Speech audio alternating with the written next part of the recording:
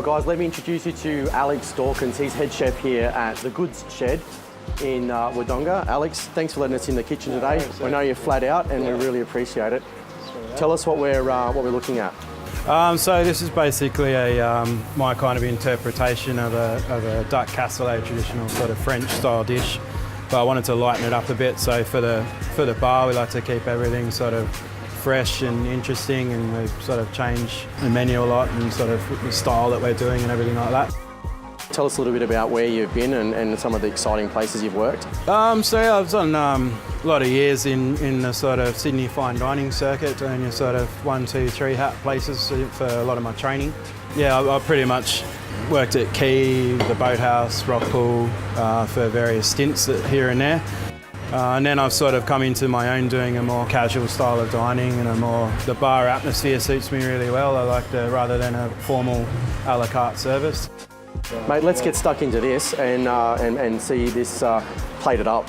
No worries. I've got some carrot puree here. It's very simple. So that sort of forms the sweetness for it, because it's quite a rich dish. A traditional cassoulet is obviously, for those that don't know, sort of pork belly, Toulouse sausage, confit ducks, a lot of fat, a lot of richness, a good wintry, hearty dish. And that sort of gets more or less baked with a type of white bean and has like a crust on top. So I just kind of tweaked it up a bit for the Australian climate a bit to make it a bit less heavy. So rather than the beans, I'm using a French lentil, which has just been braised in some chicken stock. Instead of the Toulouse sausage, I've just incorporated some locally made pork sausages that have been dried like a salami. Okay. So then I put them into the lentils to make it nice and flavoursome.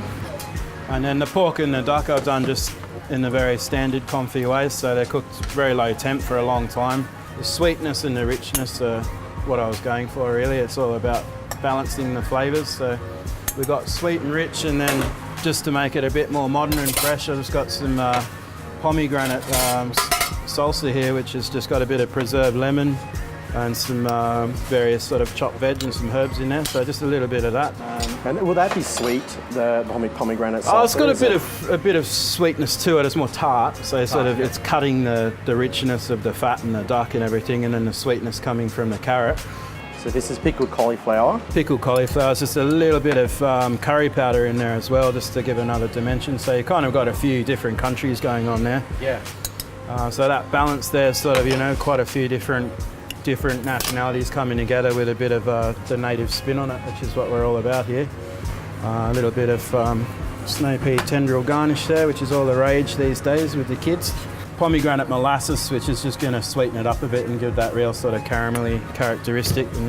Wow, that is an impressive looking dish. Mate, thank you very much. We're going to go and try this now and have a talk about it. But it looks fantastic, and thanks again for your time in the kitchen. We really appreciate it. Cheers. Well, we've just been in the kitchen with Alex Dawkins, the head chef here at the Goods Shed in Wodonga. He's cooked us the confit duck and saltwater pork belly. I'm going to pull it apart now, have a taste of everything, and let you guys know what I think of it. And then hopefully, if it's great, you guys want to come back and enjoy it. And the pork belly's cooked to perfection. It's got a saltiness which you expect, I guess, in pork belly from the pork rind, and the crackle goes great with the pureed potato, sweet potato on the bottom there. It's sweet and sour all at the same time. Now I'll try the duck. Duck's my favourite meat. I'm not sure what it is about it, but if it's got duck in it, generally I'll order it.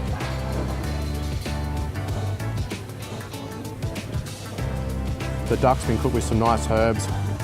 Guys, I can't recommend this enough. And yet again, we've managed to strike gold at another great restaurant where they're doing fantastic dishes with amazing chefs from all over. I'm going to finish this and then we're going to have a chat to Murph, the owner, and we're going to have a talk a little bit about what his vision is for the Goods Shed. Tell me about your philosophy, I guess, behind the kitchen. Well, we sort of sit between, we're a bit of a hybrid, so we sit between a pub and a restaurant. So with the kitchen, we don't just have stock standard pub chefs.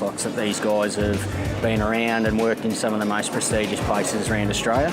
Mate, tell me about the location. Why did you pick this spot?